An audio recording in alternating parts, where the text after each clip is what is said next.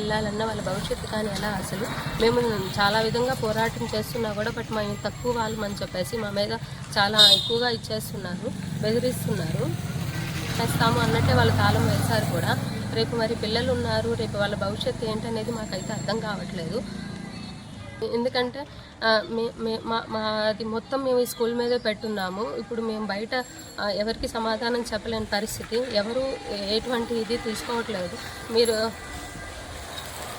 మాకు న్యాయం చేయగలరు.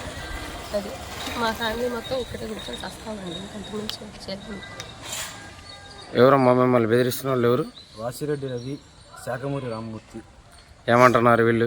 బత్తుల రాజ్యం వీళ్ళందరూ కలిపి నానా రకాలుగా అన్ని రకాలుగా అందరికీ ఫోన్లు చేస్తున్నారు. అధికారం మాదే, అధికార పార్టీ మాదే, మాకు అండదండలు ఉన్నాయి. మీరు స్కూల్ ఖాళీ చేయకపోతే మేము తాళాలు వేస్తాము, మేము ఎలాగైనా మీ వద్ద నుంచి స్కూల్ లాక్కుంటాము అని చెప్పి బెదిరిస్తున్నారు. ఇది గతంలో టీడీపీ పార్టీ ఆఫీస్కి పిలిచి మరీ బెదిరించారు మమ్మల్ని.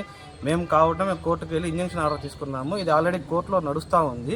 అయినా కానీ మాకు తెలియకుండా ఆక్రమణకు దిగి రాత్రికి రాత్రి సీసీ కెమెరాలు తొలగించి మరీ గోడ కట్టారు. మా కుటుంబ పరువు కావచ్చు లేదా విద్యార్థుల భవిష్యత్తు కావచ్చు ఇవన్నీ దృష్టిలో పెట్టుకొని మేము ఈరోజు ఈ వాయిస్ ఇవ్వడం జరుగుతుంది. మా జీవనాధారం ఇదే.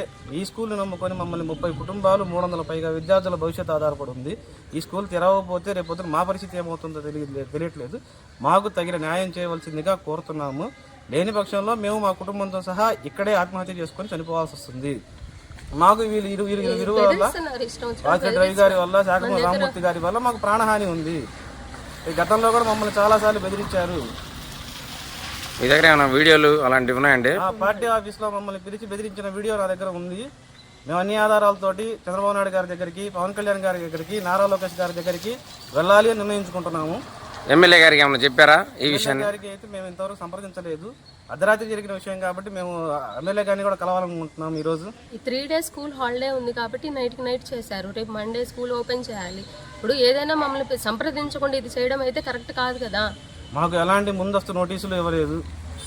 లీగ్ అగ్రిమెంట్ ఉన్నప్పుడు అలా చేయడం కరెక్ట్ కాదు.